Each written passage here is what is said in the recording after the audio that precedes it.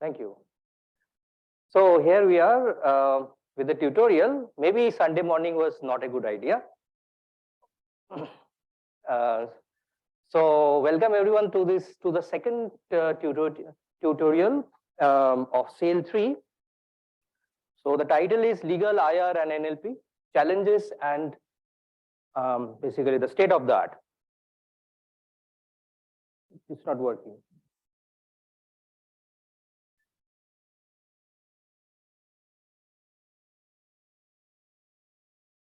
Oh, okay.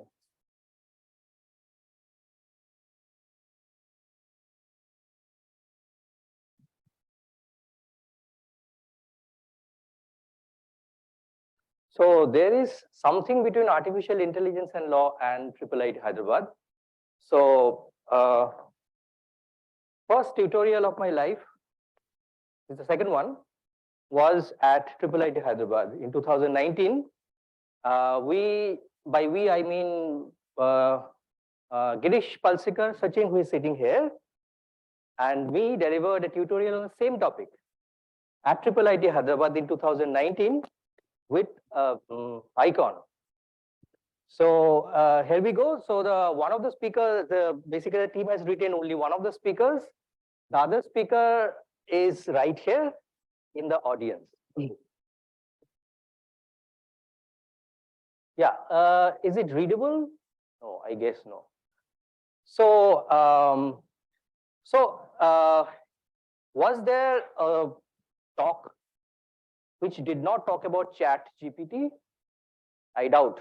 In all the talks, Chat GPT was mentioned at least once. So I ran a query. Maybe I can read this for you. Does it make sense to have a tutorial on artificial intelligence and law? This I was thinking about. Is it a good idea to have it? It's not that if ChatGPT would have said, otherwise, no, we wouldn't have had this. But let's hear from ChatGPT about this. So ChatGPT actually replied, yes, it's a great idea. Artificial intelligence and law is a very important area.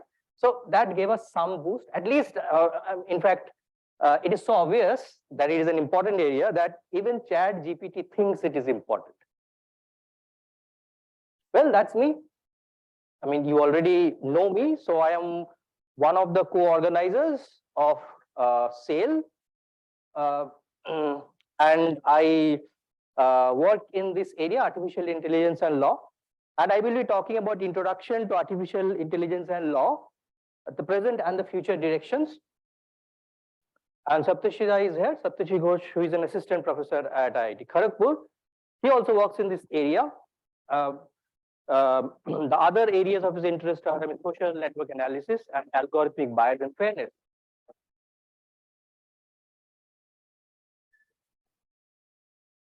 Yeah.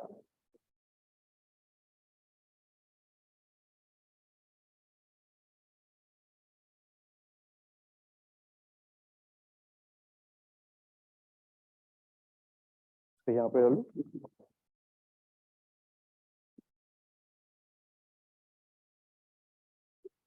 doesn't help, I think. Maybe I can take this off.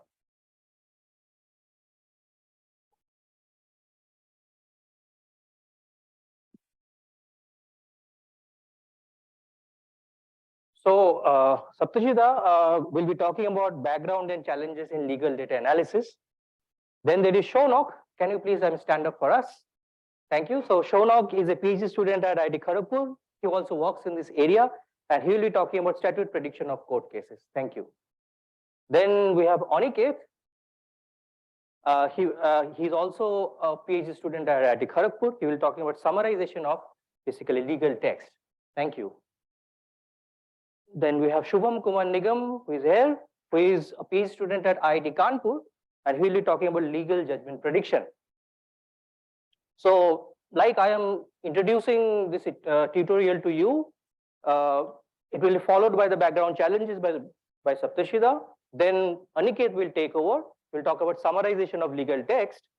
Then Shubham will talk about legal judgment prediction. Statute prediction of court cases will be discussed by Shounak, and it will be concluded by me. So let's take some time out and think about how did this area came into being, why we became so interested in this area, artificial intelligence and law. So since I did my PhD in information retrieval, I try to look into the search perspective, because it's something which most of us would connect to, because most of us would be interested in would have done Google search. So suppose I search with the word, here the word is jaguar. You see that there's a combination of two kinds of pictures, jaguar the car and jaguar the animal. The car and animal. Similarly, if we search with crane, so you see that the bird crane and mechanical crane, this two types of outputs you will get. But so this is a case of ambiguous query, a query which has two senses, at least two senses. But if you try to disambiguate this by adding another word, for jaguar it will be animal, then there is no real confusion. For crane, if you write bird, the confusion goes away as well. So if you think about this query from a search engine's point of view, will be Jaguar car prices in India. Suppose I want to know the Jaguar car prices in India. Jaguar car, that word is used. And mostly it will be like the documents will contain the words Jaguar car prices and India. In is mostly a stop word. So in order to construct a query, you have to put the words in certain order, or at least you need to know the right words, which will lead you to the relevant document. But what about the legal documents? So this I have tried to motivate with an example of electronic discovery, which is a requirement that the documents and information in the electronic form, maybe in the mailboxes, in the hard drives, all this information stored in mostly the corporate systems should be produced as an evidence in litigation. So you'll have this kind of a query. This is example of a real e-discovery query. You see, so it talks about, so it reads like this: all documents or communications that describe, discuss, refer to, report on, relate to onshore or offshore oil drilling, and so and so and so. So basically, it's looking to identify certain set of documents, and this is the description coming from the legal experts. You see that it is too verbose and too complex. So the simple model of search, the simple notion of forming a query in a normal search doesn't really apply. So we listen to the talk of Professor Jason Barron.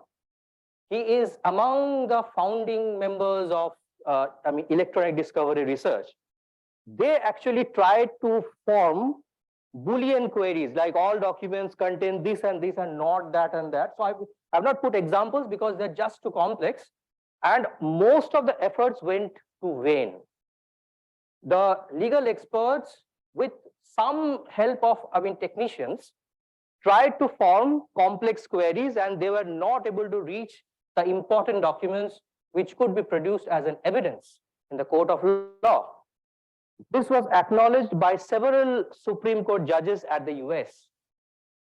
And historically, in a conference named the Sedona Conference, that's mostly for the lawyers, the legal experts of the US, they acknowledged that legal profession is in danger.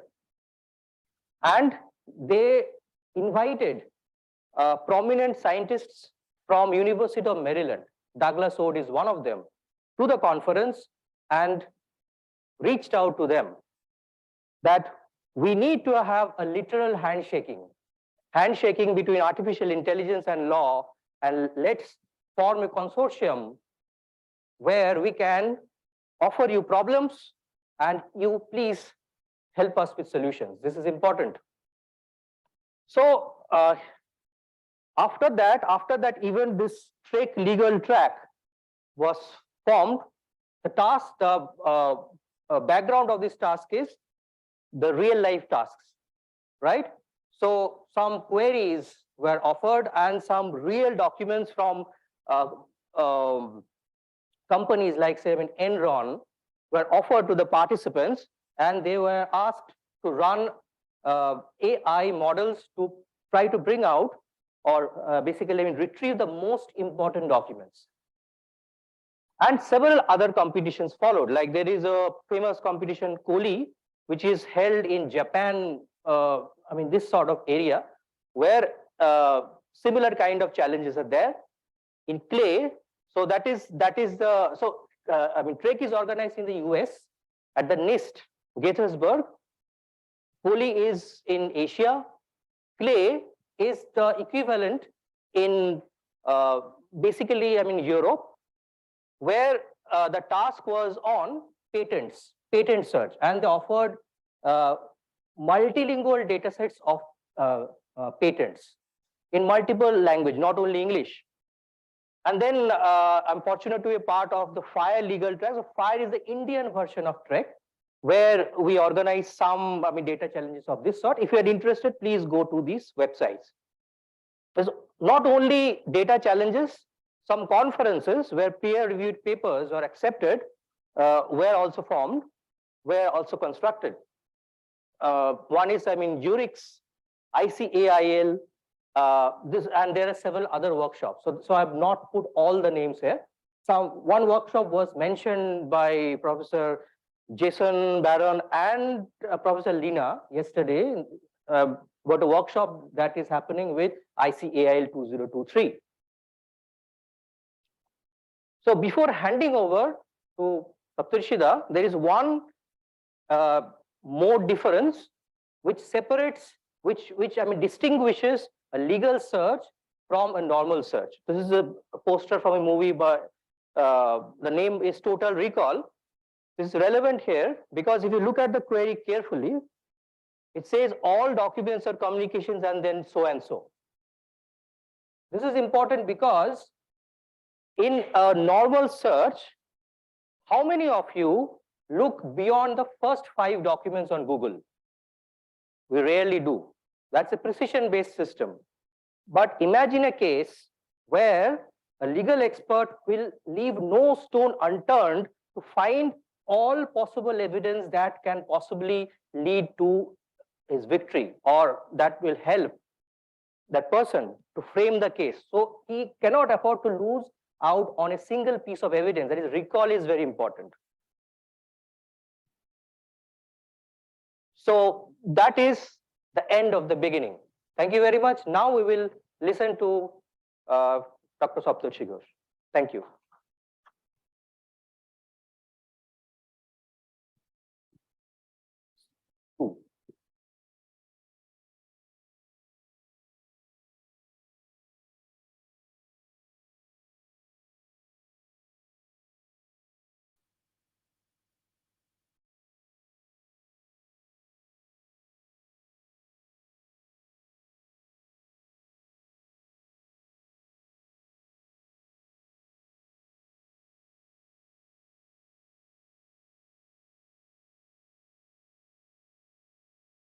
Hello, am I audible?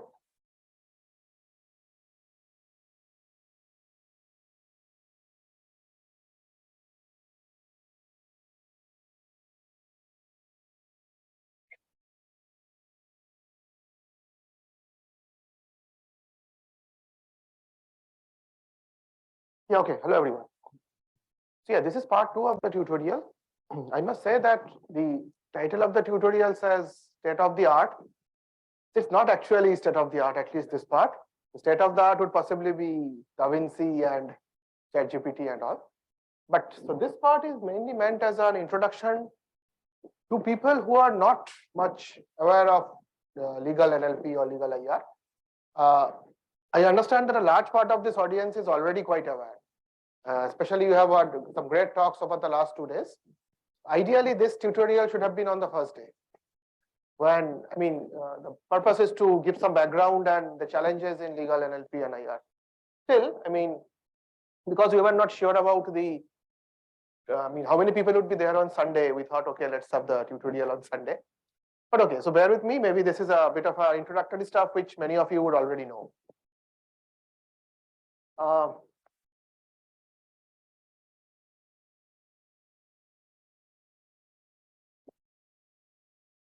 ये होता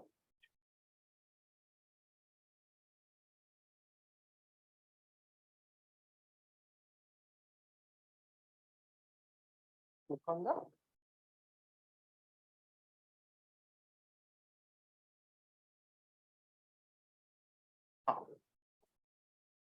okay, so just to give some background, so there are two principal broad types of legal systems. Okay, let me start with the disclaimer. I am not a lawyer. I'm sure these slides can have some mistakes about in the law part, so pardon me for those. I mean, especially the people who are from a law background would possibly point out some mistakes, but let's still go ahead. So as far as I understand, there are these two broad systems of legal systems followed in the world: criminal law and civil law and common law. So also there are lots of combinations. For example, India is a combination of civil law and common law. So the civil law essentially means that there are a set of written down statutes or laws which are followed. And common law means that there is also, okay, common law means this. There is a principle of stare decisis, which says that similar facts or similar situations should yield similar results. So if the Supreme Court of India or some high courts of India have already decided a case 10 years back, and the situation in a current case is very similar to that 10-year-old case, then the lawyers can argue that because the situation is similar, the judgment should also be similar as was given 10 years back. So essentially there are two. So when we talk about common law or a combination of common law and civil law, there are two sources of law in such a system. One is the statutes, the written down laws, like the Indian Constitution or the Code of Criminal Procedure. These are all acts or statutes. But additionally, when an important court decides a case, that also becomes like a law. So that can be cited, that because in this 2008 case, this kind of a judgment was given, I would claim a similar kind of judgment because the situation is similar. Of course, then the opposite party can argue that the situation is not similar. This situation has some extra points to consider. But then these are the arguments which are ongoing in a court case. So usually these are called statutes, these written down laws, and these cases which are, I mean, old cases which are cited as being relevant to an ongoing case, these are called precedents. Now, because of this, a lawyer has to go through a lot of documents, because if a case is ongoing and the lawyer has to argue that, then they would need to find not only statutes but also prior cases, law reports and all, basically everything to support his or her argument.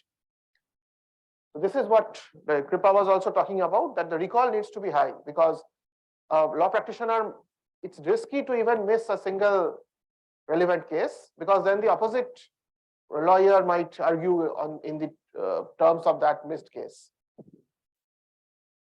So this is where information retrieval, natural language processing comes in, because lawyers have to do this very tedious task of going through lots of documents and identifying relevant documents. Now, there are many types of legal documents, many of which you have heard over in the last 3 days. The statutes, then first information reports, that's the first report filed at a police station. Then the documents generated during a case, intermediate orders, and then the case judgments, contracts, patents, MOUs, and so on. So out of those, most of the research that is going on focuses on these two types of documents, statutes and case judgments. Typically because these are the ones which are publicly available. Now, of course, there are lots of works on patents also, because patents are publicly available too. But the other things like MOUs and all, these are not so easily available because of many privacy issues and so on.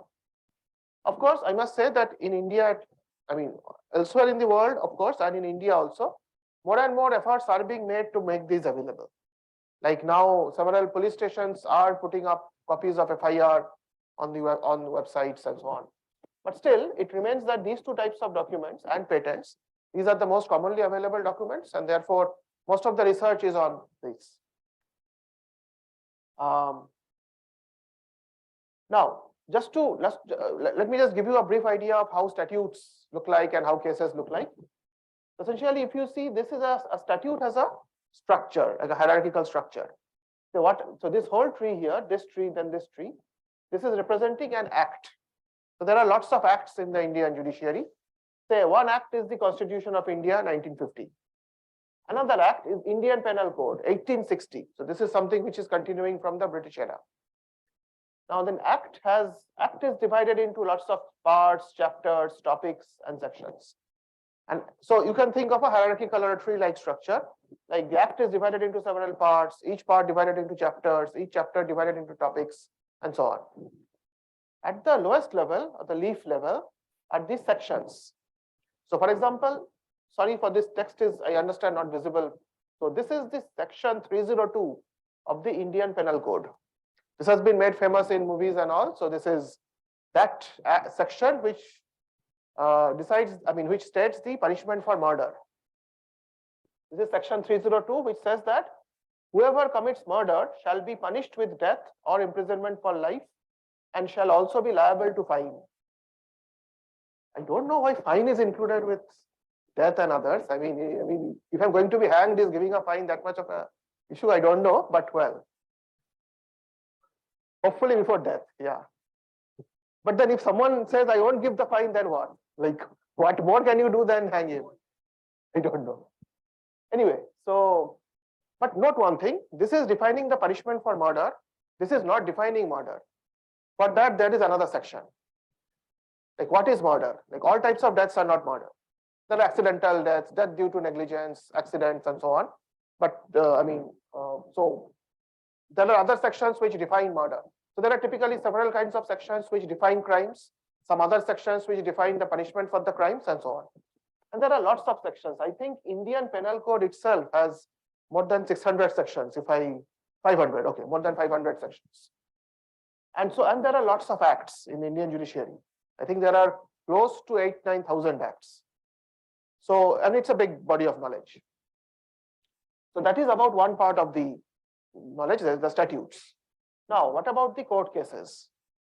So I think yesterday's tutorial showed how a case document looks like. This is just one part. So this is maybe 1/100th of a case, which I am showing. A case may be 100 pages long. So if you see, this tells there is some preamble, like which two parties are arguing the case, who is the judge, in which court the case is being argued, and so on. And then the judgment actually begins. And what does a case judgment usually contain? Lots of things. Typically, the facts of the case, the facts of the situations, and the arguments by the two parties, the citations to relevant statutes and precedents, then reasoning by the court, and the final judgment. So over the last 3 days, you have heard of a problem called rhetorical labeling. So that is actually identifying these parts of a legal case. So out of these parts in a legal case judgment, I would especially like to point out about the citations to relevant statutes and precedents. Now, next slide, I'm going to show you a part of this case, a couple of paragraphs of this case. It's a couple of paragraphs of the same case. If you see, this case cites statutes like section 300 of the IPC, or section 304 part 1 of IPC. So these are the citations to statutes. Also, this cites other cases. Like this case is citing this Mahesh versus State of MP 1996. Then there are other cases which are cited. So these are citations to prior cases. Now, if one document cites other documents, that leads to another kind of representation. What kind of representation? If one document cites other documents, a graph or a citation network. So normally most of the talks that we have heard in this SAIL symposium, they have been talking about the language of law, how to do text analysis. But also there is another vision or another model of the legal knowledge, which is a graph or network model. If you remember, one paper was presented in the first day on sleeping beauties. So that was taking into account the legal citation network. So basically you can represent this legal knowledge as a network also. So here the vertices or nodes are say the legal document, the case judgments, and the links are if one case cites another. So this network is called precedent citation network, and there are lots of studies on precedent citation network.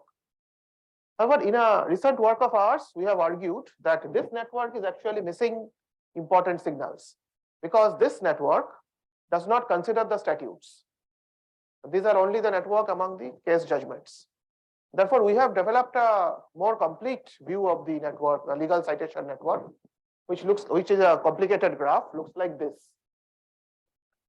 So here you have both the statutes and the cases. So there are different types of vertices now. Statutes, which means acts, chapters, topics, sections, and cases, and so on. Similarly, different types of edges, because sections also cite each other, or one act can cite another act.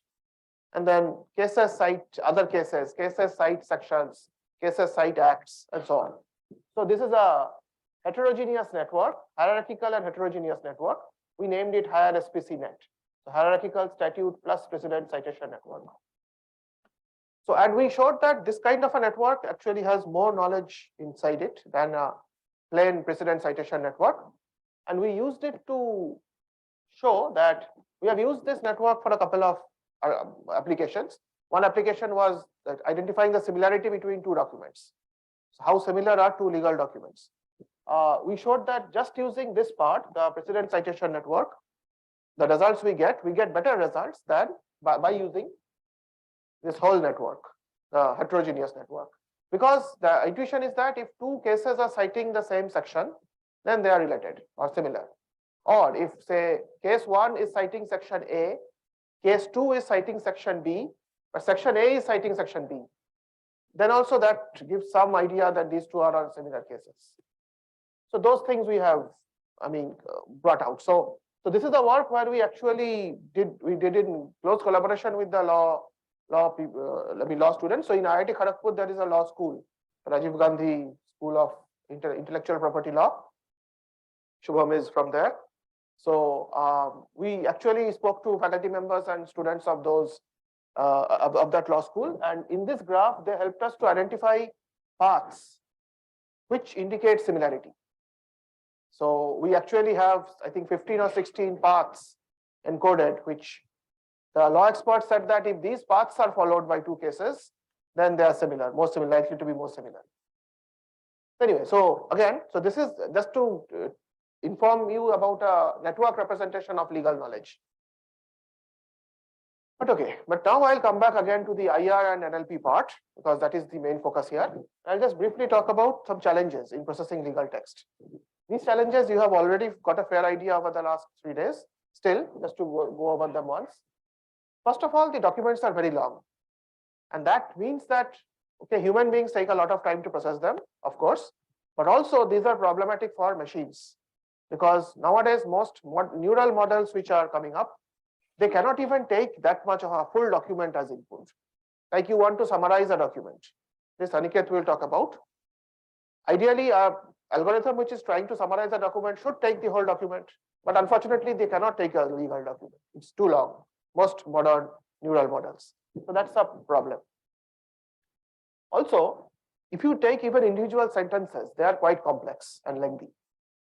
To the extent that, and also there are non-standard ways of writing, frequent use of abbreviations, and so on.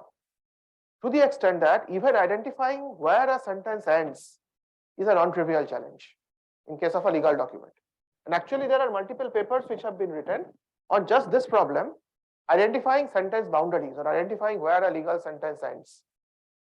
You might think this is a bit of an exaggeration, like how difficult can it be to identify where a sentence ends? But just to make that point clear, let me show you one sentence from a legal document. This is one sentence, only 71 words. Also, just look at the number of full stops. LTD stop, ANR stop, versus stop, ORS stop. So there are so many stops in this sentence. Which stop is actually ending the sentence? Even that is not so trivial to understand. Now, as a result of this complicated structure of sentences and all, most natural language processing tools don't work well. So here I'm giving you the example of a standard task, named entity recognition. So, and we are using two well-known standard NER recognizers, Stanford NER and Spacey NER. So if you see Life Insurance Corporation of India, in a legal document, we would like to identify this as one party, maybe one organization. But Stanford NER splits it into life is a person, insurance corporation is an organization, and India is a location. So that is not what we want. Similarly, see in this sentence, sorry, it's not visible. But essentially, let me just tell you. So this is the visual interface of Spacey. Spacey is a popular NER. So it identifies some of the named entities correctly. But then, interestingly, Gulabai Desai is correctly identified as a person. But in the next line, it's only written Gulabai, then it is identified as an organization. Also, there is this Prem Hansraj Lalwani, a name which Spacey has completely missed. It's not even understood that that is a name of a person. Now, some part of it is because of Spacey being trained on English documents, European and US documents, whereas Indian names are kind of not known to it. But also the structure of the legal language is also a barrier. So this is why even named entity recognition is not a easy problem. And that's why I think people from the OpenAI, Saurav and Smita, so it's a need to develop data sets and models for NER, which they have been doing. So if you see that even standard tasks, which are fairly easy in standard English text, become difficult in the legal domain. Also, there are some country-specific challenges. Just to bring that out, let me show you some. So essentially, the writing style and document structure varies widely from legal documents of one country and legal documents of another country. Let's see some examples. So UK Supreme Court case. I'll just show you some extracts. So again, you don't have to read it, but just see, the parts are well demarcated. Introduction, the law before 1991, the first question, the second question. It's well written. Like you can understand even without going through the whole document. You can understand, say, someone wants to know what are the legal questions in this case. It's written, the first question, the second question, and so on. This is a UK Supreme Court case. Another example from the Federal Court of Canada. Here also, the background, preliminary ruling, conclusion, and so on. Just note one thing, the terminologies are different. This is what Joseph was talking about yesterday, standardization, need for standardization. And these are two different countries, but trust me, even within India, say different courts often have different terminologies for the same thing. So that's the need for standardization.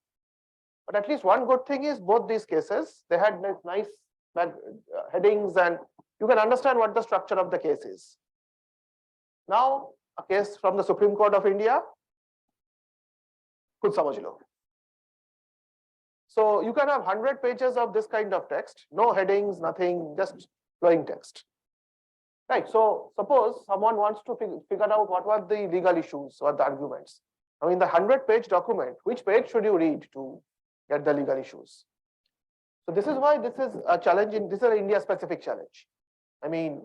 This is the challenge of rhetorical leveling or semantic segmentation of a case judgment, on which we have worked on, OpenAI has worked on. So, this challenge exists because in many countries, including India, the case judgments are not written in a very systematic way. So, and actually we have seen that, so the first step we took in this was that in the law AI community, there were several machine learning models already for semantic segmentation. We tried out them on the Indian documents, but they performed badly because some of them actually depend on these headings. And in Indian documents, there are no headings. So that they could not utilize those parts. That is why it was more of a challenge in case of Indian documents. So as I said, there are several India-specific challenges, and also there are challenges like lack of organized data sets. So like, say 5 years back, there were very few data sets available. So now, like other groups, even OpenAI, PK's group here, we are trying to develop data sets and make them available publicly. because unless you have data sets, you cannot even train models, or the community cannot proceed. And then building these data sets is an issue, because in this domain, you cannot just ask 5 students to annotate data for you, because they don't have the legal knowledge. So you need law students. So much of our time is actually spent with law students, making them annotate the tasks or annotate the data and make data sets. But of course, where there are challenges, there are opportunities too. So one big thing is that over the last 4 or 5 years, a lot of raw data has been made available in India, at least. So they are not organized data. Developing the data sets still have to be done for annotation and so on. Those are still not there, but at least a lot of data has been digitized. So, and of course, there is a big lack, severe lack of knowledge of law among the common people in India. And often many of them cannot even afford going to a lawyer. And that is why, like, if we can develop technologies which help both law practitioners as well as the common masses, then there is a big opportunity for startups and so on. Right. So there's a last couple of slides in this part. There are lots of research problems about which you also heard over the last 3 days, like retrieval of precedents or similar cases, and rhetorical labeling, argument mining. Summarization is a big task, because legal documents are so long that even law practitioners might not want to read everything. So summarization of legal documents, and then legal judgment prediction and so on. So the rest of the tutorial, we have the 3 students working at IIT Kharagpur and IIT Kanpur. They will be speaking on these 3 problems specifically. Like Aniket will be talking about summarization of case judgments. Shubham will be talking about legal judgment prediction. Yesterday, I think Mohit also was talking about the legal judgment prediction. And finally, Shounak will talk about legal statute identification. And he's given a situation how to identify facts, how to identify relevant statutes. Okay, so I'll end my part here, and next would be Aniket. Thank you.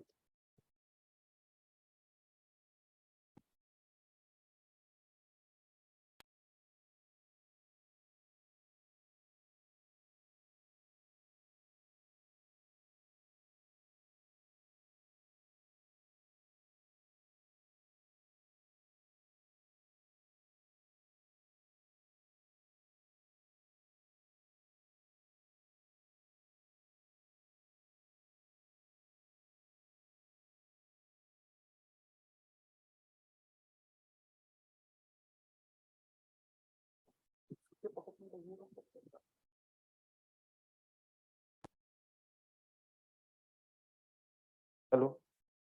Hello.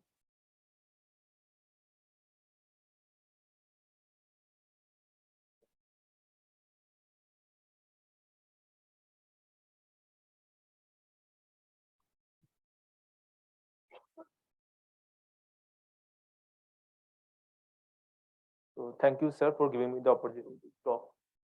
Now I'm going to, am I audible? So I'm going to talk about some approaches of legal document summarization. As sir already told, that legal documents are quite long, and in some cases they can span thousands of pages as well. So what are the approaches presently available for summarizing legal case judgment? So as we all know that the legal documents are quite long and we need to summarize them. And also they generally follow an unstructured format, mostly in the Indian context. Though in European nations or in USA, the format is more structured, but Indian legal data is more unstructured. And also, since India follows a common law system, so there is statutes and precedents which also need to form an important part of the summaries that we are creating.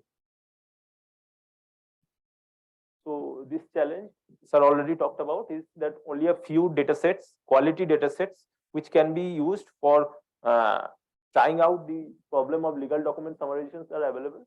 And also it is very difficult to create good reference summaries, because it is you need time to understand the entire legal document and write a summary for it. without understanding the legal document. So this is an expensive process and time consuming process, creating reference summaries. Another thing, and the last point I have already talked about, that the documents are long. And so even the abstractive summarization models, encoder decoder based models, find it difficult to handle such long documents because of the token limits. So these are the broad areas of text summarization algorithms.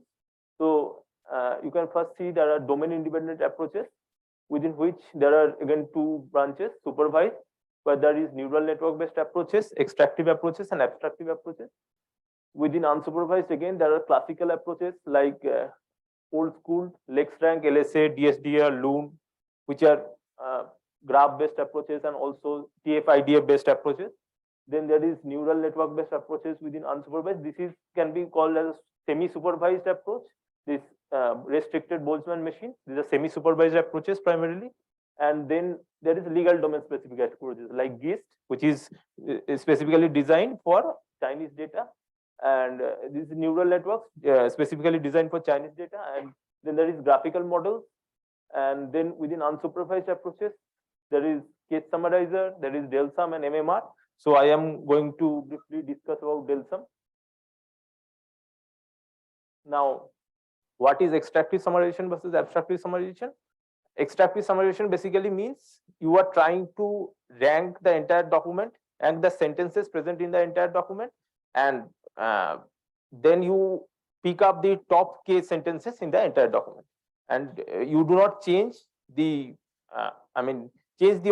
sentence in terms of bringing in new novel words or try to rewrite the sentences anyway, just ranking the sentences in the entire document.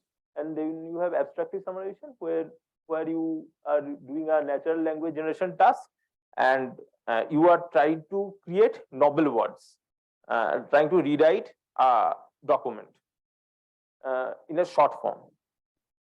So these are some of the widely some of the data sets that have been given by our group.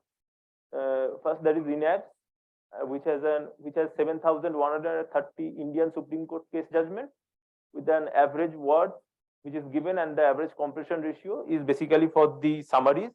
So 0.24 basically means that the summaries are in an average ratio of 0.24 with respect to the entire document.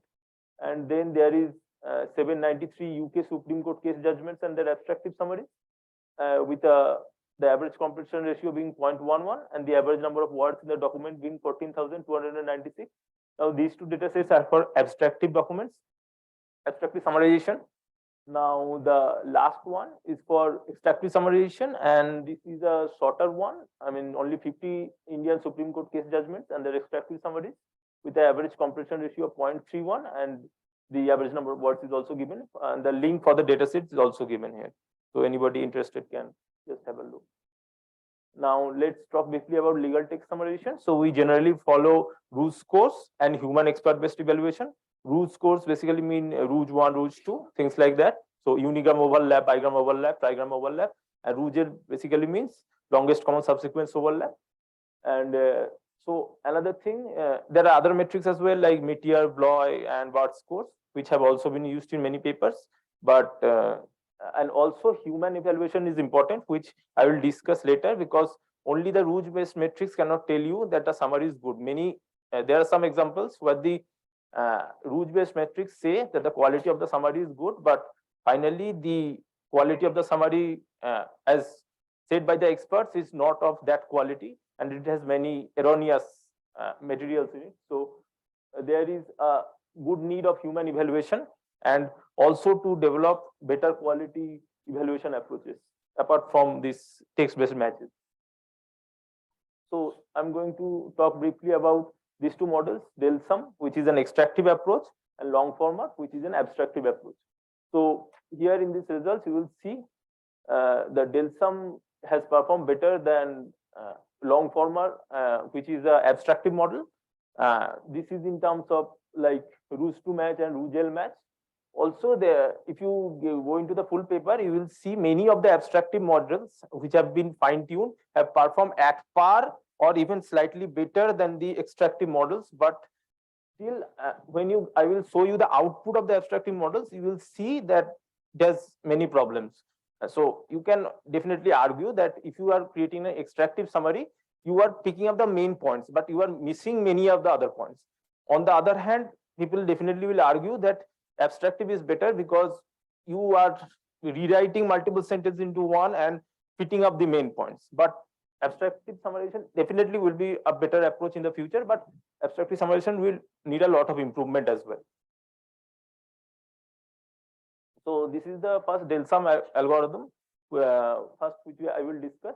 First is the so del sum is an extractive approach, which I already told about.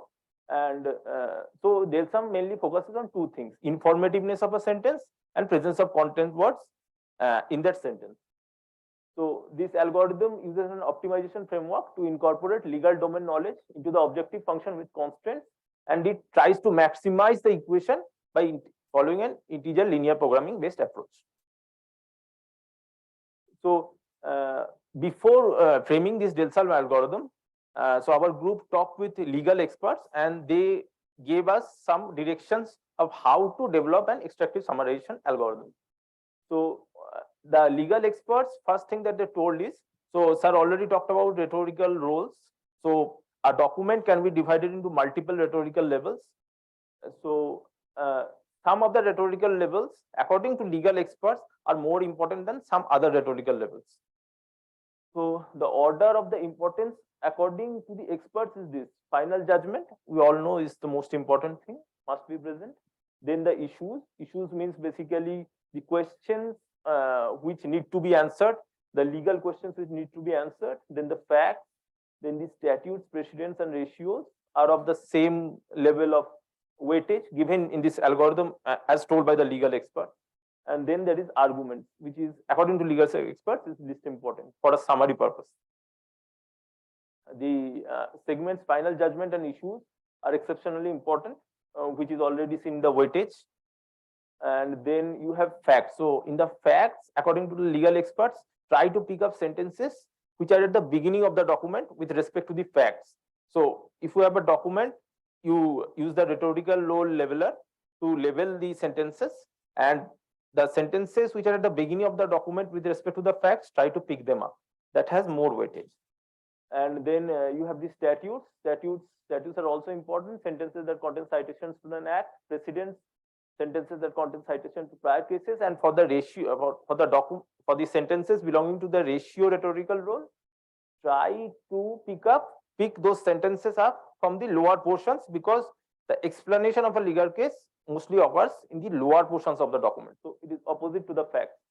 Now, next thing is that the summary must contain sentences that give important details of the case, including the acts and the sections of the act that were referred, names of the places that concerns the case, also sentence containing specific legal keywords. So this is handled by the second thing which I described earlier, content words. So the content words are taking care of this second thing that I am talking about, this acts, sections of the acts, names of the places. So though we have a list of acts and the list of statutes and list of the names which we have and specific legal keywords. Based on that, we will do matching and try to get the sentences in the document in the summary which are important with respect to the content word. Now this is the del sum formulation. So if I look into this, so this is the II, this is the information content, and this is the indicator variable which says that a particular sentence should be included in the summary or not. This can be 1 or 0. And then you have this code J, which represents the content words. So should a content word be included or not? And and this is the indicator variable Yj, which is 1 or 0 again. And so, and this del sum formulation is subject to constraints like xi into li lesser than equals to L. L is the maximum summary length. So you specify a summary length. So suppose 1/3 you are specifying. If a document is of 1000 words, you say I need a summary of 300 words. So that 300 words becomes the L, and every sentence, if length of every sentence becomes this Li, and xi is again the indicator variable, and do this over all the sentences. Next, you have this equation yj greater than equals to ci into xi. This basically means that if you include a content word in a summary, then include actually it means that if a sentence is included in the summary, then all the content words present in the sentence should be included in the summary. Next is that if a particular content word is included in the summary, then at least one sentence belonging to that which has that content word should be included in the summary. Next is this NOSK. This is basically specifying that a particular number, at least a minimum number of sentences from every rhetorical role segment should be included in the summary.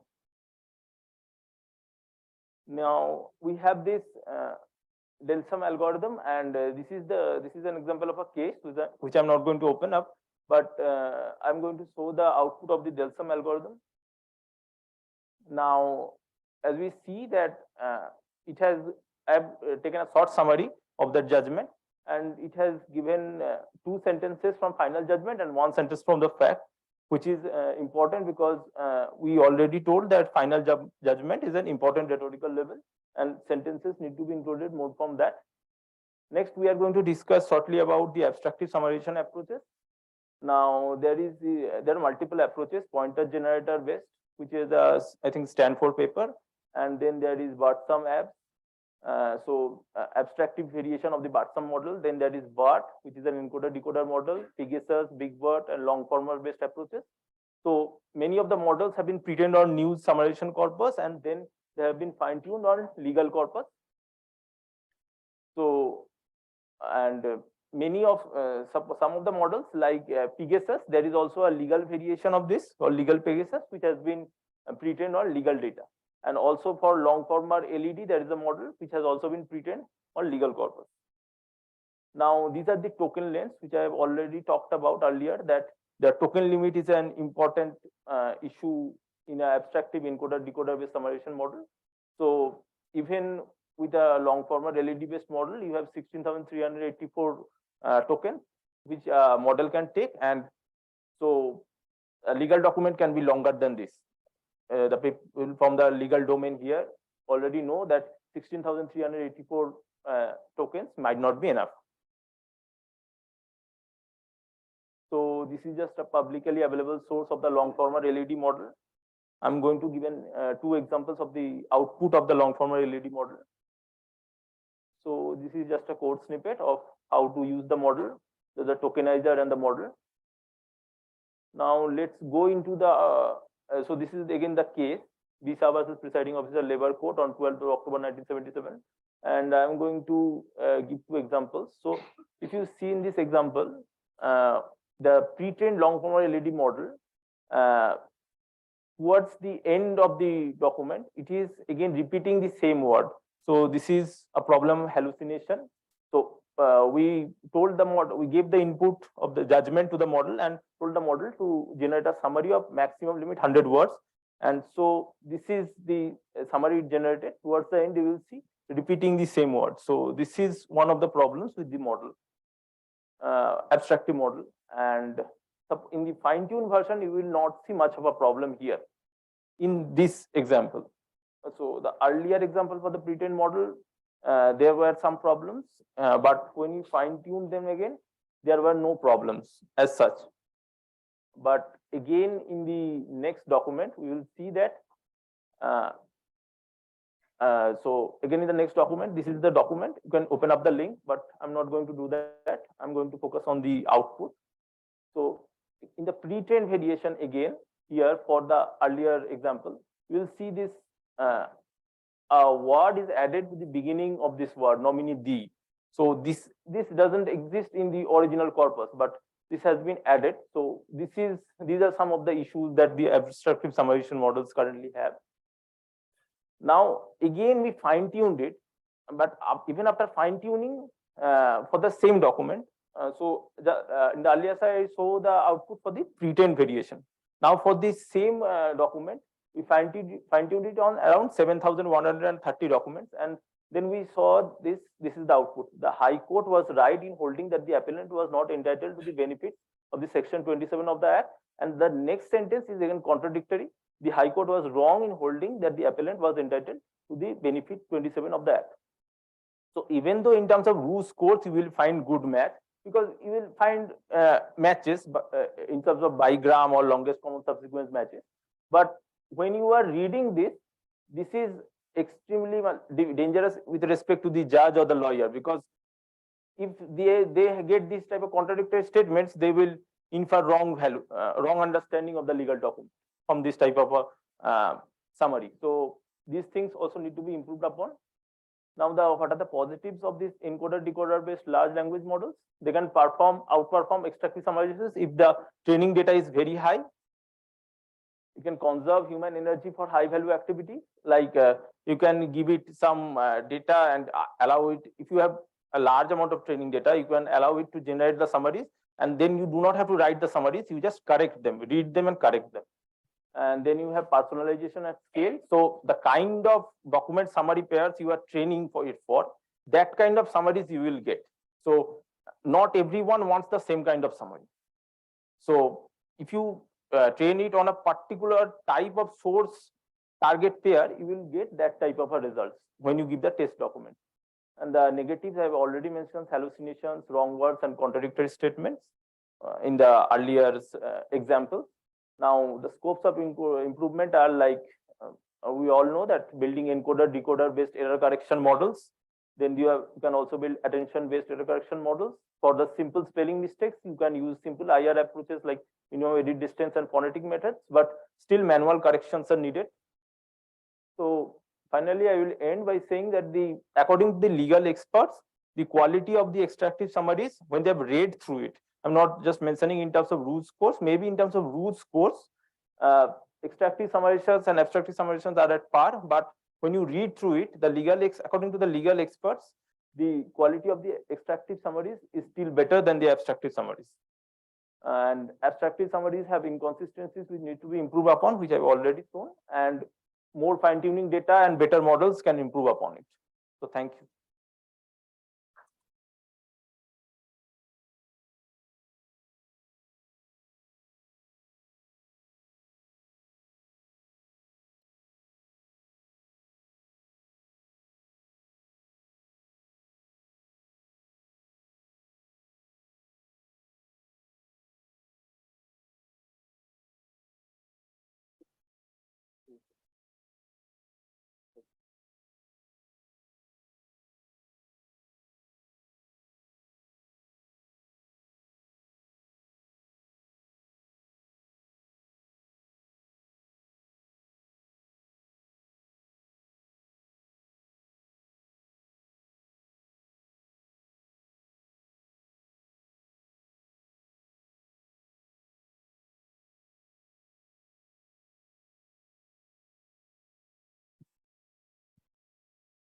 Hello everyone.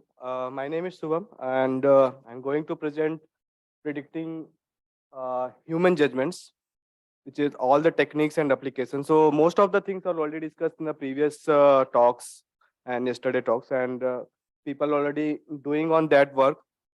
Let's go through quickly. So why that judgment prediction is needed? Okay, so as a talk by the Kaju, this is the judge. And he mentioned in the article like there are lots of pending backlog cases which is in India. If we solve that problem and if we augment that kind of or assist, if we assist or augment some AI model and that can help to that judges. So to suggesting the outcome of the court cases of the any like Supreme Court or High Court. So that could be very helpful for them.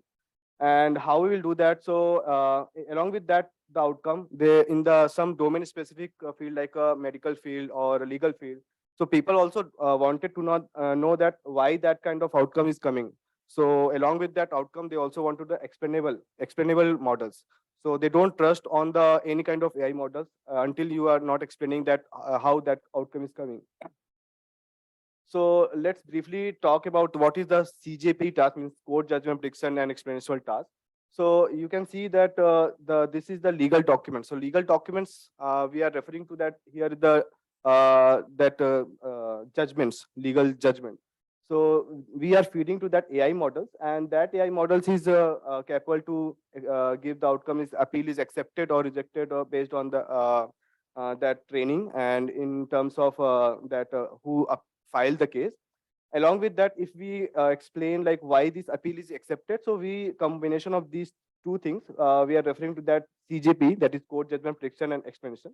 So here the just the description of that do task. So given a case proceedings of the documents, if we predict the decision, this is a prediction task, and explanation if we also talk about why this is case is accept or reject. So this is the explanation part.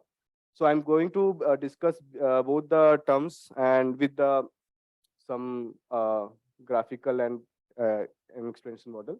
So if you, Saptarshi sir already told about all the like what are the legal texts and non-legal texts. So I'm just giving a just one snip of the also the document. So you can see this is the also important sentence in between of the continuous text. So you can find in the lots kinds of the text if you scroll of the in Indian Kanun website or any other legal search engines.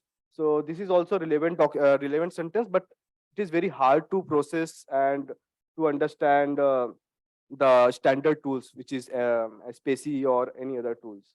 So this is another example. Here you can see there are lots of legal specific words. So it is very difficult to understand the common people who can read the document, and very difficult to understand what this means. Simply also there are pre-trained models available like BERT or something. So they also train on the wiki corpus and book corpus. So they also very difficult to understand process and give the weightage to which token or which sentence or which phrase is important for prediction or other specific task. So these all these problems in the legal field, specifically in the Indian legal field, already discussed with by the Saptarshi sir. Like these are unstructured and the noisy, and they have very long length and lots of legal jargons words are there. And we also need the explainability on the AI models. And these all the legal texts are country specific. So if you are aware, like legal BERT is available, but these are not not performing good in the Indian legal specific tasks. So we need the transformers or any LLM which is trained on the only on the Indian documents. So these are the very popular data set which is for the LJP task. So this is the English LGP data set which is for the European Code for Human Rights. So there are published for 3 tasks, mainly for the binary task for a human rights violation or not. If it is a violated, and which kind of article is violated, I will discuss in the next few slides. So they published like 11.5 thousand cases in that from the European corpus. And this is the ILDC. This is the largest corpora for the Indian legal fields. This is also like a binary prediction if either this case is accept or reject. And this is the Hindi legal document corpus for the bail predictions. This is extract from the Uttar Pradesh, which is the one of the state from the India, which is for Hindi corpora. And this is the CIL. This is the Chinese. This is largest corpora, but this is for the China court cases. And this is also a European corpora, and this is small corpora. This is 5,000 corpus case documents from the UK Supreme Court cases. So you can go through any of the documents and use any of the documents and perform any of the models. So let's discuss about first English European court cases of human rights. So this the task was like very simple. So they gave the fact description of the case, and the outcome was like 3 tasks divided into 3 subtasks. So either the human court case is human rights are violated. So this is the binary classification task. And the type of violation, if it is a violated, so which kind of article is violated. So their total number of 66 classes. And they also mention case importance. So this is a regression kind of task. So they scale from 1 to 4. So where 4 is the most unimportant and 1 is the most important case. So this is the test data set, or how they are published. So for train and test, they scrap from 1959 to 2013. And for test, they had temporal base like 2014 to 2018. So total 11.5 approximately. So they used model like a Bigru attention.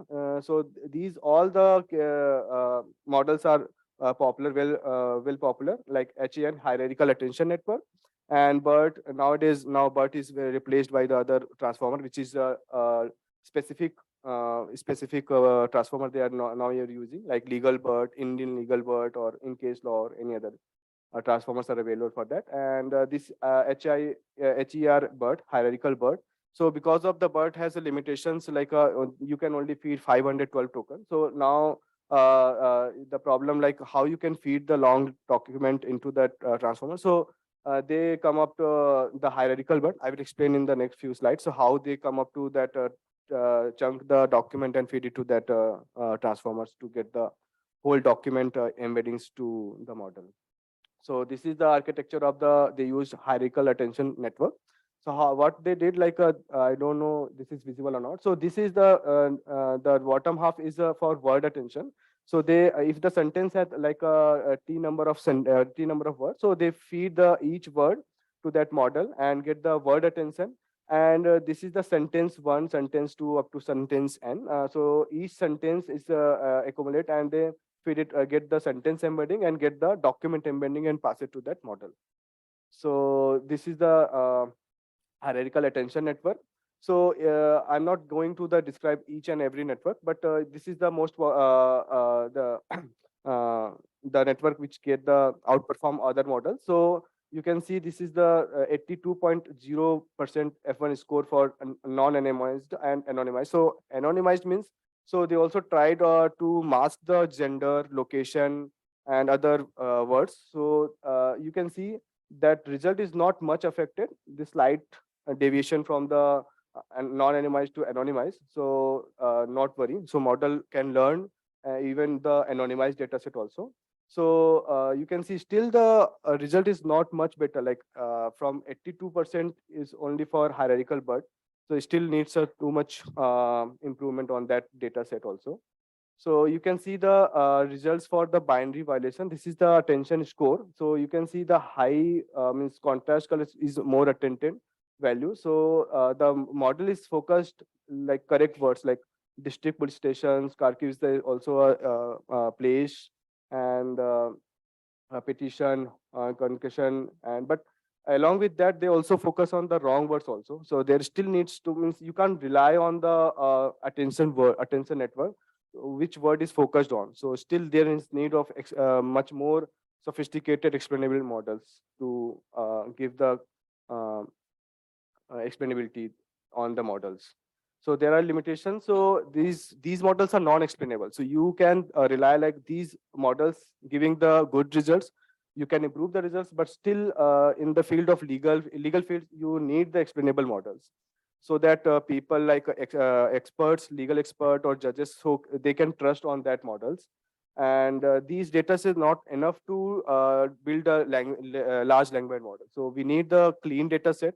Yeah, sir told like there are lots of raw data sets available in the digital format, but still we need the clean data set, remove the abbreviations and punctuation, everything, so that you can train the language model and perform the means you can perform the downstream tasks like summarization, judgment prediction, anything other. So the second data set, which is for specifically made for the Indian country. So this is okay. So how it is different? First of all, let's discuss. So along with that prediction, we also here mention how we can explain that model. And this in the LGP task, they only consider only the facts. And now we are considering the whole data set except the judgment, except the last part of the paragraph where they mention the decision. So this is totally unstructured data set. We are not giving any kind of, we not applied any rhetorical role models to structure the data. And this is the largest data set till that point is available. So which consider about 35,000. This is scrapped from Supreme Court. So we scrapped from the Indian Kanun, which is a free search engine for the legal field, and all the data set is from Supreme Court. we pre-process, and what we pre-process. So we remove all the meta information, which is, you can say this is a preamble. So judge name, location, or petitioner name. So all these things are removed. And we made the two gold label data sets. So one is the ILDC single and one is ILDC multi. So what is ILDC multi single? So where like all the decision are same, or single petition or single appeal is filed. So we said that this is the ILDC single. And if the multiple petitions or multiple appeals are filed and some of the decisions are varied, means some is accept or some is reject. So we said this is the ILDC multi. And we also took from ILDC single and 56 documents, give it to that some legal expert, and annotate that document and made the ILDC experts. So they have some expert annotation on that. So this is the ILDC statistics. So there you can see number of percentage accepted case are in the validation and test are around 50%. And for training and training, like 41.43% our cases are only accept. So this is for training we have unbalanced, and but for testing and validation we have balanced data set around. So okay. So what we handle, like a temporal aspect and biased handling in ILDC, we also did that thing. So why we did, like for train and test, we not splitted data set in the temporal based, like you see an earlier European data set where they have splitted data set for train 2014 up to 2014, and for test they scrapped 2014 to 2018. So why we didn't that thing? So we don't want to a model to fail to learn if the new case is filed or new law is filed, and they might amend or something. So they if it is replaced, judge the model will fail to understand which kind of law is amend or something. So we also not choose any specific domain or any specific law. We randomly sampled all the Supreme Court cases, and we anonymized all the judge name, appellant, or all the person's names from the document, because we discussed with some law experts. So they said that this is the strong indicator of the case outcome. So we remove all the appellant's names and petitioner names, everything. So this is the few good results we have shown. There are a bunch of other also results and models.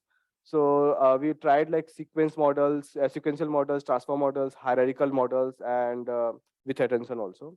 So the best model is XLNet plus BiGRU, which is 77.7N. But you can notice still we are very far. This is the accuracy by the annotator. So we give the document to that legal expert. So they get approximately 94% accuracy. They are also far, means still they are not giving 100% accuracy. But our model is still very far from the legal expert accuracy. So okay, so this is the model. The model was XLNet plus BiGRU. So this is the architecture. You can see we divide the document into the chunks. Why divided? So because transformers not accommodate the whole document into the for training purpose. So we divide the document into the chunks. But the problem with the chunks, you can't get the coherent story. So we also get the overlap of 100 token size, one chunk to the second chunk, and feed it to that XLNet model, and get the CLS embedding. So that could be representation of that token chunk. And then we've made the sequential model and BiGRU BiGRU model, and feed it to that dense model to classification. So okay, so how we that explainable model work here? So what we did, so you can think as a sentence has a suppose L number of document has L number of sentences. So how we get measured the chunk score? So suppose first sentence is masked, and we feed it to that remaining L-1 sentences to the same model and get the score. So suppose score is down, so we can say that the first sentence is as a positive score. And if it is a second sentence, similarly for the second sentence is masked, and we feed it to the L-1 sentences to that model. Now with the chunk score is or the accuracy is again up, so you can say the second sentence is giving the negative role for the classification thing. So we did for all the sentences and we first mask the sentence one and feed it to the model. Similarly, mask the second sentence and go on. Similarly, we did for the word level also. So we mask the first word and then feed it to that remaining words to that models, and same on. So we get we said that this is the occlusion based model. We motivated from the occlusion based model because we can't apply the LIME and other pre-known models because these documents are very long and very difficult to feed into the explainable models. So this is the insight. You can see this is the score of the attention score. So this is the if the document number the document has 10 chunks. So we experiment with all the different chunk sizes. I'm showing for the 10 if the document has the 10 chunk.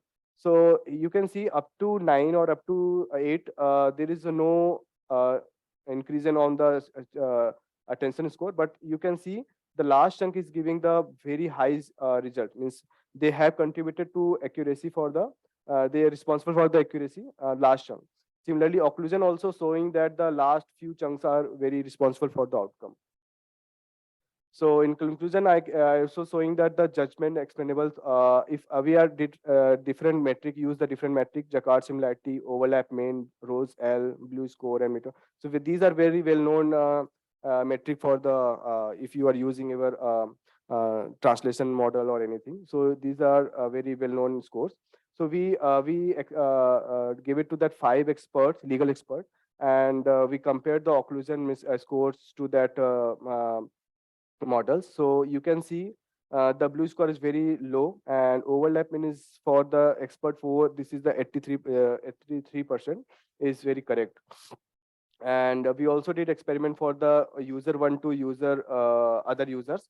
So you can see the users also are not means users. These are users means experts users. So these also not the come of the same idea, means they also giving the others their opinions are different. So they are not on the same page also. Yeah, thank you.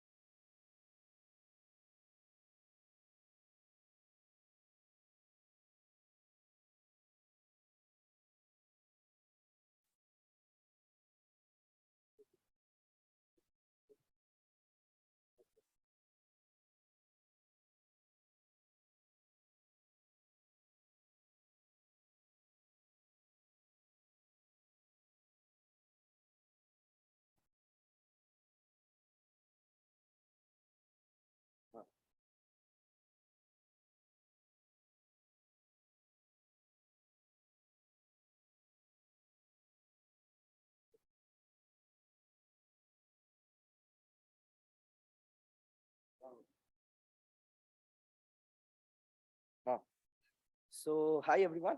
I'm Shounak, and I'll be discussing about statute prediction of court cases.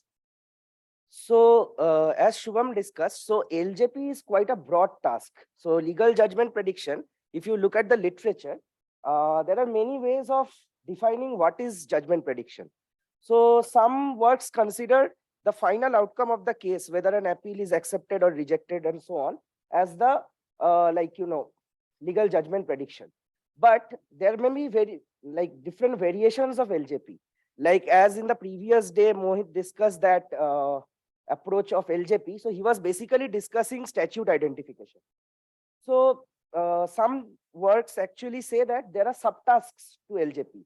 So while predicting the final outcome is the main task, there can be subtasks like identifying the relevant law articles or statutes, or like predicting the term of penalty if convicted. So you can see that there have been many different works on these different variations of LJP. Now, I just want to briefly touch upon some of the data sets. We might have seen them in the previous presentations. So firstly, we have ECHR, ECTHR A and B. So these are like cases from the European Court of Human Rights. And these are all part of this Lex Glue benchmark, which has been released last year, most probably. And then you have CAIL, KL. This is for Chinese judgment documents. Shubham has just now discussed the ILDC corpus. So this is for Indian Supreme Court documents. And finally, we also have this ILSI, which is like cases from the Supreme Court and 6 different high courts. And this is basically about identifying the exact statutes or sections. So we have considered 100 sections from the Indian Penal Code. So as Saptarshi touched upon, so like you can see that the IPC is divided into chapters, topics, and sections. So like this is an example where I've tried to show how these are divided. So as you can see, chapter is like a very broad area, whereas topic is a more fine-grained area, and sections are the individual articles discussing the different laws. So in this ILSI data set, we have taken the 100 most frequently cited sections. So I want to give an example of this data set. So you can see like this is the example of the facts from a case. And as you can see, I hope this is visible. So like this portion of the facts where it mentioned that there were some people who were armed with different weapons and then they started attacking some other people. So this indicates this particular section, which is 324, voluntarily causing hurt by dangerous weapons or means. Similarly, another portion of this same fact, which is mentioning about the deceased who was injured and like, you know, the post-mortem revealed a large number of injuries. So that actually indicates this section 302, which is related to murder. So what are the various methods people have used for this task? Well, one of them being like the most basic way of doing this is using some kind of model to encode the fact descriptions and then classify directly. So we do not consider any kind of text of the statutes themselves in such methods. So one of them is this higher BERT architecture. Whereas there were some other methods which have tried to, you know, consider the text of the statutes as well. So like there have been methods like trying to find relationships between rare statutes and frequent ones. And also, as we have discussed, there is a hierarchy between the statutes. So that can also reveal key signals of which statutes may be relevant. So in this work, we had actually tried to utilize both the text and the citation network as was discussed previously. So we have tried to use both text and the citation network for this LSI task. So as you can see, like the facts, they cite different sections of IPC. And we have considered this heterogeneous network where this is the act, then chapters, then topics, and finally sections. And this F1, F2, F3 are the facts. So this forms a heterogeneous network. And then we combine the textual attributes with these graphical attributes to actually frame the LSI task as link prediction between the fact nodes and the section nodes. So the more details are available in our paper. So I'll quickly move on to this topic. So we have been hearing a lot about language models. So I just want to briefly touch upon what language models are available in the legal domain, although many of you might be knowing it already. So as you know, like these are the slightly older transformers now, because we have these very large language models these days. However, like everything started with BERT, Robota, and so on, these kind of models. And they basically try to understand natural language by seeing a large amount of text. And they have these different self-supervised tasks for pre-training, like predicting the next word or sentence, or like trying to fill in the blank kind of thing, which is used for mass language modeling. So what are the PLMs available in the legal domain? Well, this one was the very first model, which is legal BERT. So this is being trained on EU, US, and UK documents. Then we have case law BERT, which is trained on US case law documents. So this is like this has used a much larger pre-training corpus than this one. We have Lawformer for Chinese legal documents. And finally, in our work, we have used like Indian legal BERT is basically we have taken the legal BERT model and trained it for a further few steps on Indian legal data.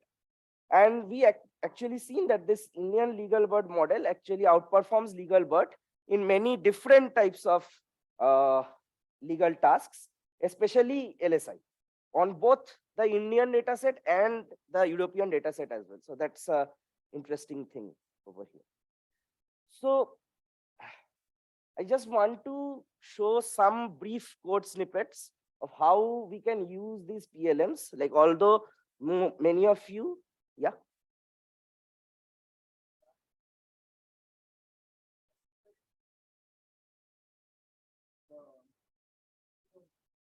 No, when you continue training a model, you cannot change the vocabulary. So in legal bird actually uses the same vocabulary as legal bird. However, when the existing vocabulary is used on new data, it gets slightly different meanings because the embeddings are changing for those particular tokens. Okay, so I just want to briefly touch upon some of these techniques which are used. So although this might be very familiar for people who already do coding, but this is like sort of a small introduction for others who might be interested in implementing codes or learning how to use these models and so on. So this is not particularly to do with legal as per se. It's more about using these models from Hugging Face. So I'll describe the example with the LSI task. So in the most rudimentary form, an LSI dataset can be represented as two lists like X and Y. So X can be thought to be a list of strings. So each Xi is one instance, which is like a string. So here I'm giving the same example that was demonstrated previously. So this is that entire string, which is this Xi. And corresponding to each Xi, we have Yi, and Yi itself is a list. Because as we have seen, the LSI task is actually a multi-label classification task. So more than one label can be relevant. So we have a list of relevant labels for the corresponding text. So the first step of any of these tasks is we have to do tokenization. So for tokenizing, we have to import the tokenizer from the Hugging Face hub. So for example, this is the key we use for bird, and then for legal bird or illegal bird, you have to use different statements. So that is the way you load the tokenizer. Then what we do is that we need to pass the data X, which is like a list of strings, to this tokenizer. So you can pass that list directly. And there are some of these arguments which provide the other parameters. So for example, return tensors actually show like which type of tensor you want, because this method is universal. So here I'm giving the example using PyTorch. That's why we have used PT for PyTorch. And so just briefly, tensor basically represents an array or a vector itself. So for simplicity, tensor is like an array. And as we know, text can be very long. So bird type of models, they have a fixed length input. So they cannot accommodate more than 512 tokens. So this argument actually ensures that all the like tokenized lists are truncated to the first 512 tokens. And because we have multiple strings in this data X, multiple strings, so that is why we need to do this padding to make sure that all of the lists, they come to the same length, because only then we can convert it into a two-dimensional tensor.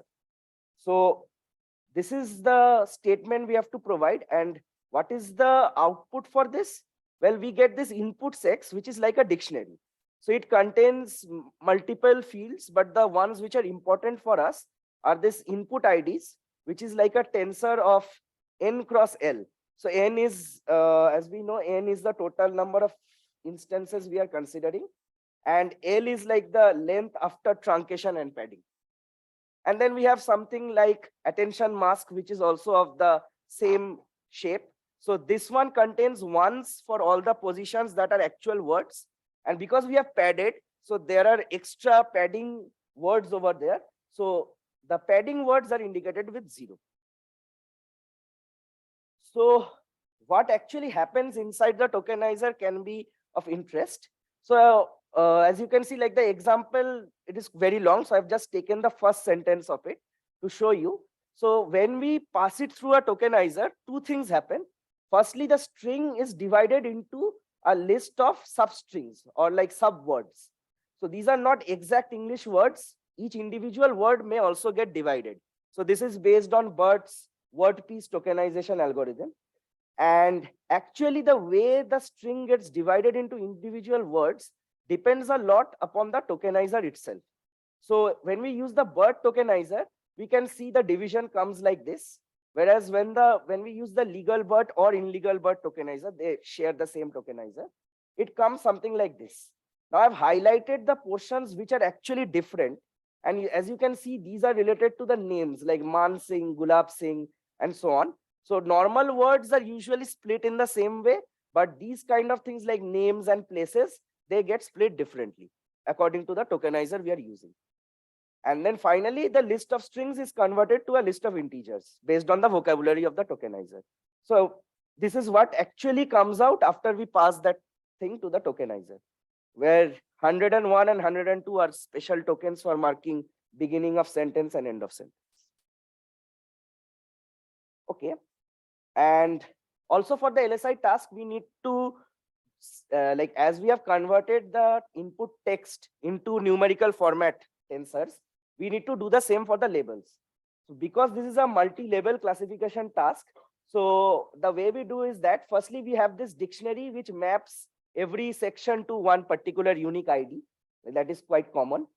And then what we do is that we initialize a tensor, which is of shape n cross L, where this is capital L represents the total number of labels. And then we repeat through all the instances and all the labels.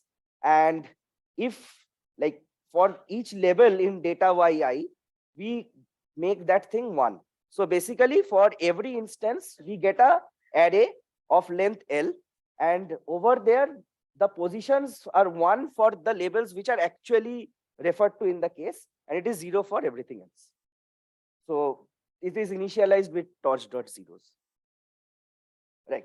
So then how do we actually use the model? That is the final part of this. So the way we do is this, because this is a sequence classification task. So we use this model, auto model for sequence classification, which basically is a transformer model with a linear layer on top that actually classifies into the respective classes. So this is the way we initialize it. So first we have to pass the key for the model we want. So here I have just shown with bird base. And we have to also provide the number of labels, because that determines the upper layer linear encoder. And the problem type is multi-label classification. This is important because this actually determines what will be the type of loss. So very simply, we directly pass the data to the model. So as you have seen over here, we have got inputs X after passing through tokenizer. So we can directly send that inputs X to the model, and we have to also provide the labels. That is the extra part. Now, the thing that we get out of this is the two important things are we get a loss. So that loss can be used directly during training using backward. So that is relatively standard. The other thing we get is known as logits. So this is like a tensor of n cross the length of the label vocabulary. And these are like these are scores, not probability scores, but these are like scores for each of the labels. So during testing, what we can do is that, so using like if we want to calculate the F1 score, so what we do is first we have to convert these logits into probabilities, and actually then finally we have to go to that 0-1 multi-hot setup. Like we have to convert the output to the same form as the inputs.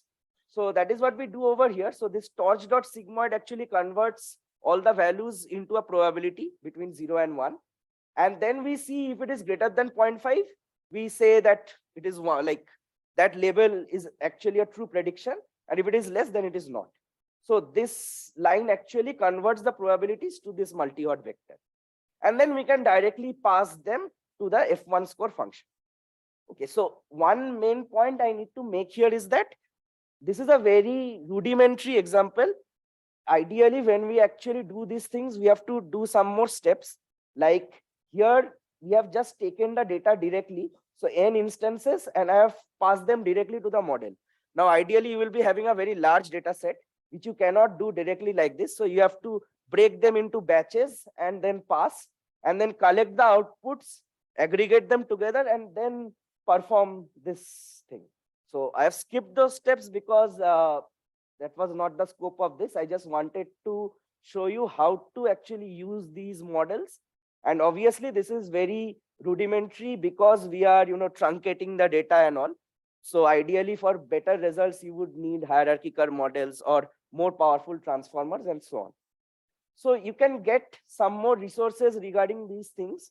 So for example, PyTorch provides a very long list of tutorials, which also covers NLP tasks, so that you can find here. And Hugging Face also has some tutorials on how to use transformers in general. And finally, all these information I have taken from the documentation of the BERT type models of Hugging Face. So that is also very detailed, and it actually gives insights into what are the inputs, outputs, and so on. All right, so I will conclude here. So if you have any questions from this part, or else I'll just hand it over to Kripa sir for the concluding segment.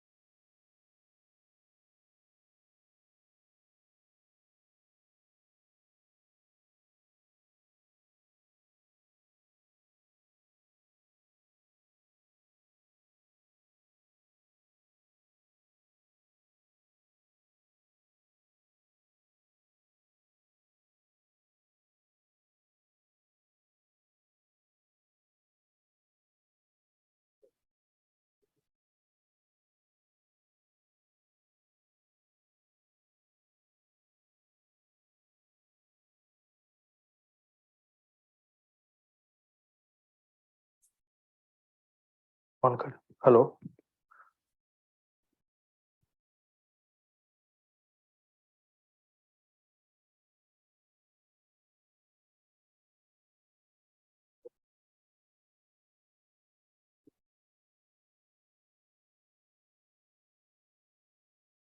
Well, now we are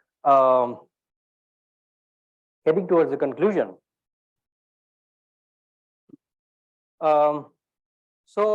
In this part, I will touch upon some applications of artificial intelligence in the judiciary, actual cases of application of AI into judiciary in practice. Then I will talk a little bit about future directions, because who has seen the future? We don't know what is going to happen, but these are just some extrapolations. So I did some, literature survey, and it seemed that one of the most basic and first works of the application of artificial intelligence to the domain of law was done by Professor L. Thorne McCarty, and the name of the system was Taxman. So Professor McCarty was considered by some experts as the father of artificial intelligence and law. So this is a person who actually told to the world for the first time that we need artificial intelligence. But this, TREC legal track, which I talked about, that is a combined effort towards building a community. So this was basically a standalone work. So as the name suggests, Taxman was aimed at classification of different types of tax, like what kind of tax is applicable on a particular legal document based on US corporate tax law. I've not gone deep into this. The link is here. If you are more interested, you can look into this. But this is way back in 1977, 6 years before I was born. So there have been many systems, and I see most number of systems being deployed are from Japan. Like talking about the early 1993s, there are many systems like Helic is there, Helic 1 is there, Helic 2, Helic 3. There are many versions, and they have actually applied, logic into a situation like Mr. A and B quarreled violently, and Mr. A threatened Mr. B with a knife, Mr. B shot Mr. A with a gun. So the system is capable of identifying, this comes under Article 36, Japan criminal law, and with the, reasoning, like someone, so Mr. A first attacked, and retaliating to it, the gun was shot. So what should be the sentence? So you see that there are two aspects to it. Whether it is punishable or not, of course, that is going to be decided. But one is protect right and law infringement. So two aspects. One is someone is attacking someone else, and other is doing something in self-defense. So these kind of concepts are automatically identified by the system to help the lawyers, the advocates, and the judge to take decision and decision on whether this particular article is applicable. So this doesn't take any decision of what should be the ruling. This gives some suggestions. It was way back in 1993. By the way, TREC started in 1992. TREC, legal track came in 2006. TREC, like the evaluation forum I was talking about. So this was quite old in Japan. And Japan is still using state of the art. Like last year, we had a speaker from Japan who was talking about the application of artificial intelligence and law. So this is one system which was published in some journal where everything was online in Japan before 2000. Online, litigation, online acceptance of complaint, judgment, hearing, everything could be partially done online. The final adjudication, the parties had to appear in the court and the judgment is there. But most of the things could be done, and all the records available, accessible, processable were online. Can you believe this? Before 2000 it was done. Then more recently, so this system was referred to by Professor Lina, the last lecture of yesterday. That's Compass. So this made it to the headlines of the New York Times 2000. So this is old article. Sent to prison by software programs secret algorithms. So you see, that's basically the skepticism in the title, right? So what happened was a person, Eric L. Loomis, was sentenced to 6 years in prison based on a recommendation by system called Compass, which is Correctional Offender Management Profiling for Alternative Sanctions, whatever it means. Basically, it predicts, given a particular person, whether how much likely he is to repeat the crime, recidivism, right? So if that system predicts that the person is likely to repeat a crime, that person will be retained in the correctional home. And then again, after some time, this will be applied. And if the person is considered to be sufficiently dangerous, he will sentence to jail. So this was actually done. So this was product sold by North Pointy, but it was so recently it has been sold to some other company. I don't remember it. So please, check Wikipedia. But it came under severe criticism in this particular article, which pointed at a dissection of this method by a different group who said that black defendants are far more likely than white defendants to be incorrectly judged to be at higher rate of recidivism. You see the word, which means that repeating crime. So this is part of the study. You see that you can see the color of the skin. low risk versus high risk on drug possession arrests. So there are many, many cases, and in most of the cases, this came out with the result. So the system was biased. So this was brought to the notice of Justice Bradley, who was a sitting judge. He was in the favor of application of AI. That was this was applied. This was actually applied in the first place. She said that it is the task of the software to recommend, and it is up to the court to take the final decision. And the court also thought that this was the case, right? But still, it came under severe, scrutiny, and still it is not widely used.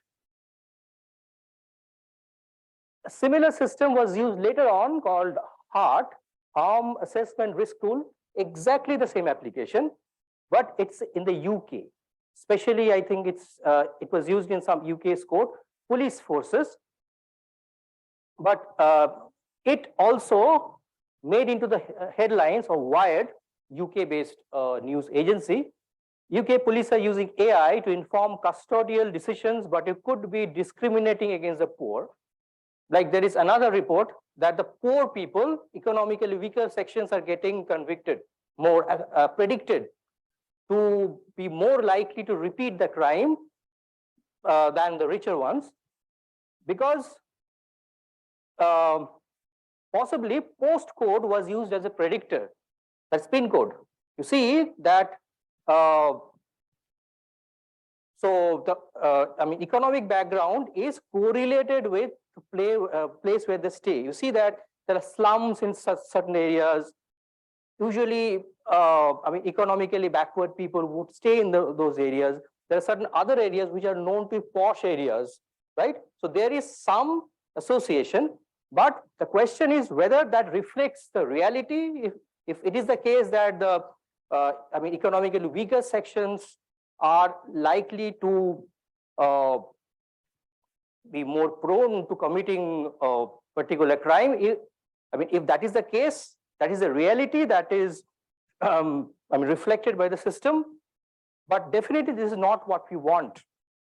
So this system, as I read into the article, it is going through some debiasing process. But I could not find any article about whether they have released a debiased version of the algorithm or not. Later on, in 2020, Victor, a system called Victor was deployed in the courts of Brazil. So Victor was named after Minister Victor Nunes Leal, the former justice, who actually was one of the major forces towards application of AI in decision, because you see that Brazil spends 2% of its GDP in application of AI in the decisions, and it has a backlog. Not, it is proportional to the problem of what we have in India, but they have been able to successfully apply AI to this. So this application is basically to filter out whether a case is important enough to be filed in the court or whether it should be settled out of the court. 5 more minutes.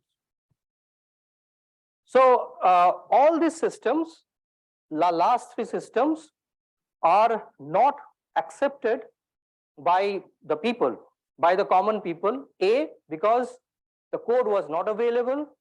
2, it was not explainable. Nobody knew, even the people who are using it are not sure about what is the reason behind this kind of predictions.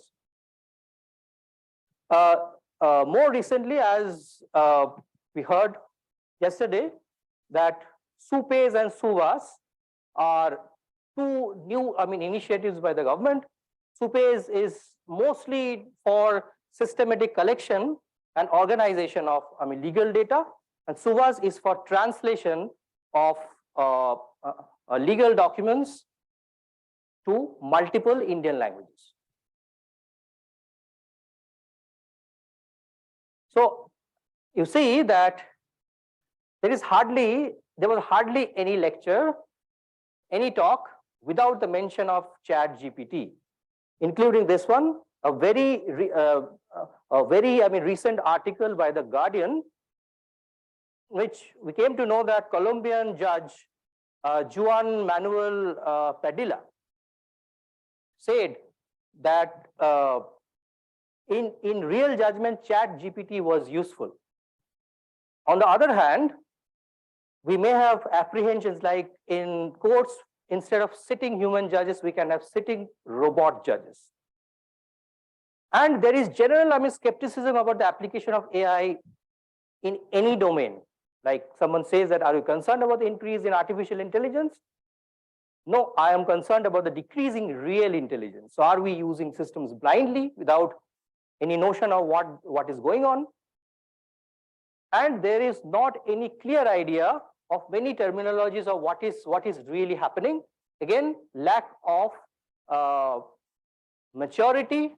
Like most of the students would download certain codes and run it into some data set and happy to get the results without actually getting to know what is happening.